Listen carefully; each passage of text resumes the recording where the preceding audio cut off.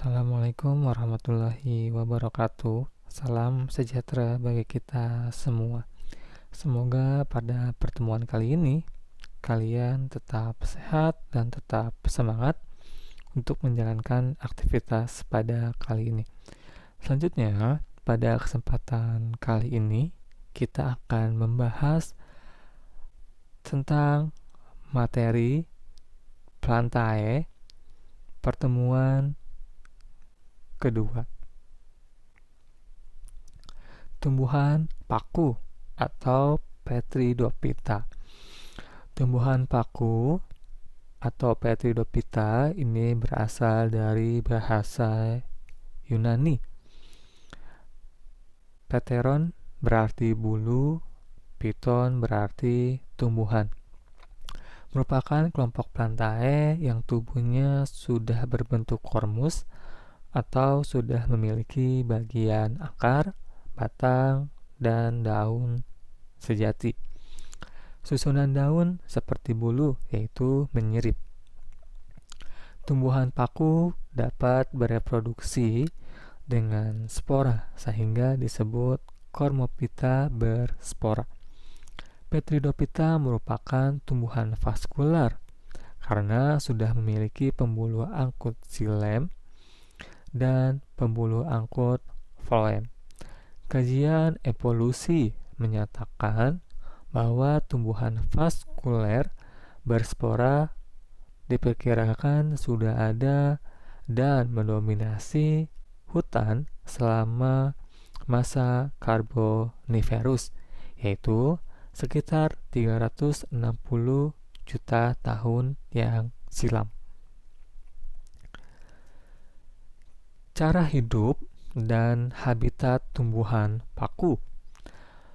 Tumbuhan paku merupakan organisme fotoautotrof, artinya dapat membuat makanan sendiri dengan cara berfotosintesis. Tumbuhan paku dapat tumbuh di berbagai habitat, terutama di tempat yang lembab, higrofit, di air, hidrofit, permukaan batu, tanah, atau dan menempel epifit di kulit pohon. Tumbuhan paku melimpah dan tumbuh subur di daerah hutan hujan tropis. Ini dia contoh tumbuhan paku yang tumbuh di tanah, hidup di air, dan epifit di pohon. Mungkin dari kalian sudah pernah melihat atau merawat tanaman tersebut untuk dijadikan tanaman hias. Struktur tumbuhan paku ini dibagi menjadi dua. Ada paku berdaun kecil dan paku berdaun besar.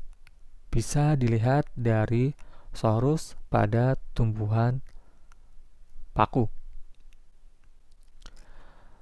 Daun tumbuhan paku muda itu biasanya menggulung. Di saat dewasa, daun ini akan terbuka. Berdasarkan susunan dan letak sporangium, sorus sporangium berada di dalam kotak terbuka atau tertutup oleh indusium. Di dalam sporangium terdapat anulus, yaitu sejumlah sel penutup yang berdinding tebal dan berbentuk cincin. Strobilus, sporangium membentuk suatu kerucut bersama sporofil. Sporokaperi dibungkus oleh daun buah atau carpellum. Proses perkembangbiakan paku berawal dari spora, lalu gametofit menghasilkan sel kelamin archegonium, sel kelamin betina yang menghasilkan ovum, Antheridium, sel kelamin jantan yang menghasilkan spermatozoid.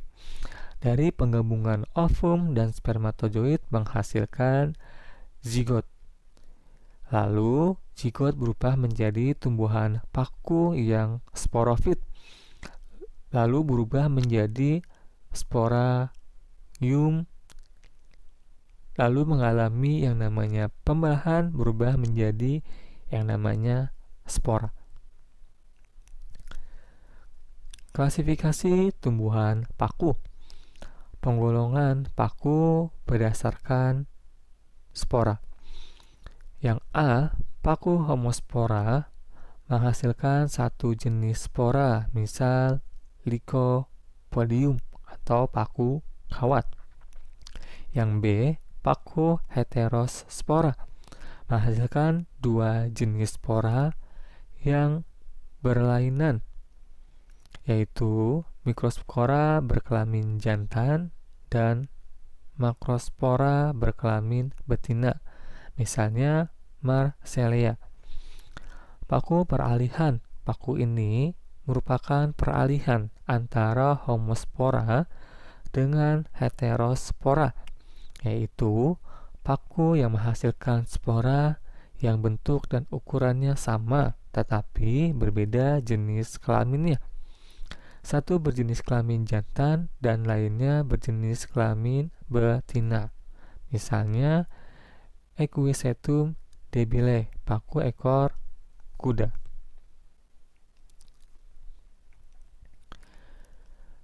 Klasifikasi berdasarkan ciri tubuhnya. Berdasarkan ciri tubuhnya, tumbuhan paku dapat digolongkan menjadi 4 subdivisi, yaitu Phyllopsida, paku purba, Lycopsida, paku kawat, Sphenopsida atau Equisetopsida, paku ekor kuda, dan Pteropsida, paku sejati. Sekarang kita lihat yang pertama ada Phyllopsida, paku purba. Paku purba hidup di daerah tropis dan subtropis. Sporofit paku purba ada yang tidak memiliki akar sejati dan tidak memiliki daun sejati.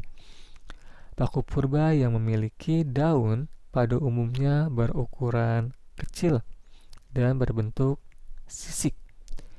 Batang paku purba bercabang dikotomi dengan tinggi mencapai 30 cm hingga 1 meter. Paku purba juga tidak memiliki pembuluh angkut.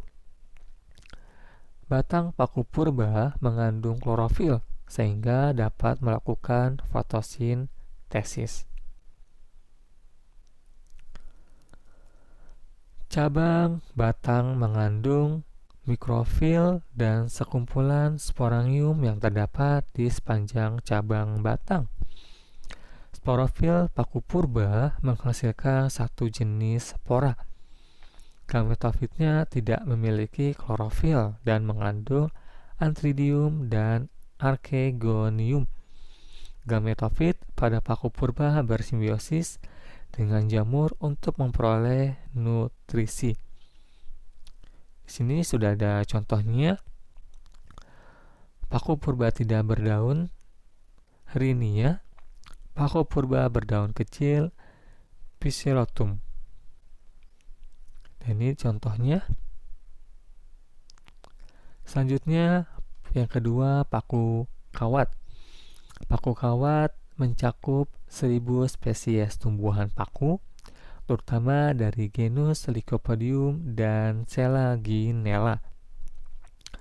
Paku kawat banyak tumbuh di hutan-hutan daerah hutan hujan tropis dan subtropis. Paku kawat menempel di pohon atau hidup bebas di tanah. Anggota paku kawat memiliki akar, batang, dan daun sejati. Daun tumbuhan paku berukuran kecil dan tersusun rapat. Sporangiumnya terdapat pada sporofil yang tersusun membentuk strobilus pada ujung batang. Strobilus berbentuk kerucut seperti konus pada pinus. Oleh karena itu, paku kawat disebut juga pinus tanah. Pada paku rane, sporangium terdiri dari dua jenis, yaitu Mycosporangium dan Megasporangium.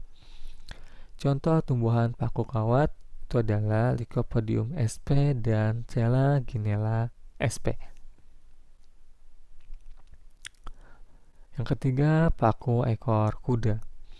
Paku ekor kuda saat ini hanya tinggal kurang lebih 25 spesies dari satu genus, yaitu Equisetum. Equisetum terutama hidup pada habitat lembab di daerah subtropis. Equisetum yang tertinggi hanya mencapai 4,5 meter, sedangkan rata-rata tinggi Equisetum kurang dari 1 meter. Equisetum memiliki akar, batang, dan daun sejati.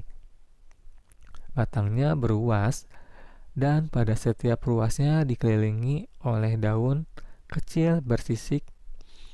Equisetum disebut paku ekor kuda karena berbentuk batangnya seperti ekor kuda. Batangnya yang keras disebabkan oleh dinding selnya mengandung silika. Dan ini adalah contoh gambarnya. Sporangium terdapat Strobilus.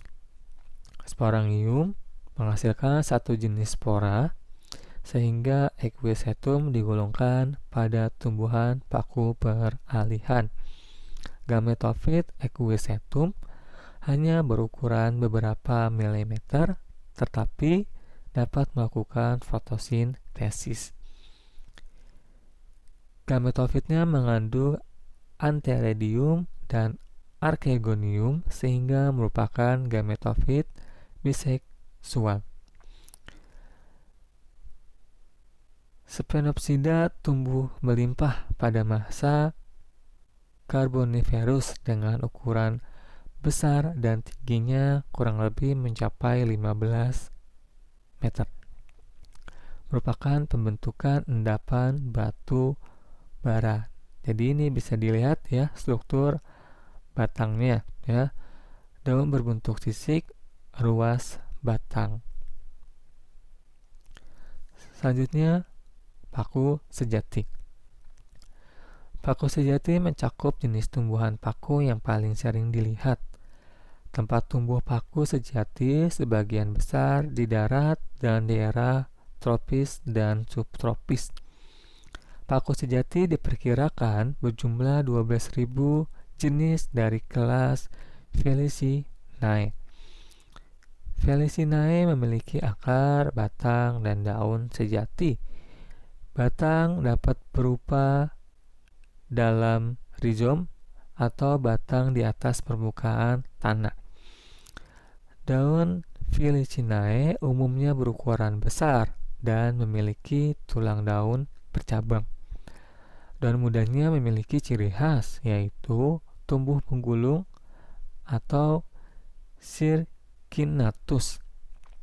Contoh jenis paku yang termasuk paku sejati yaitu semanggi, paku tanduk rusa, paku sarang burung, paku suplir, dan paku sawah.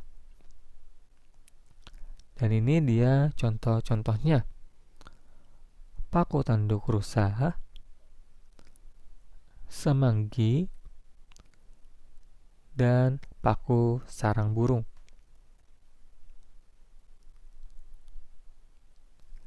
Sekian pembahasan pada kali ini. Tetap jaga kesehatan, makan yang sehat dan bergizi. Jika ingin ada yang ditanya, silahkan hubungi saya. Saya Ari, sampai sini. Terima kasih. Assalamualaikum warahmatullahi wabarakatuh.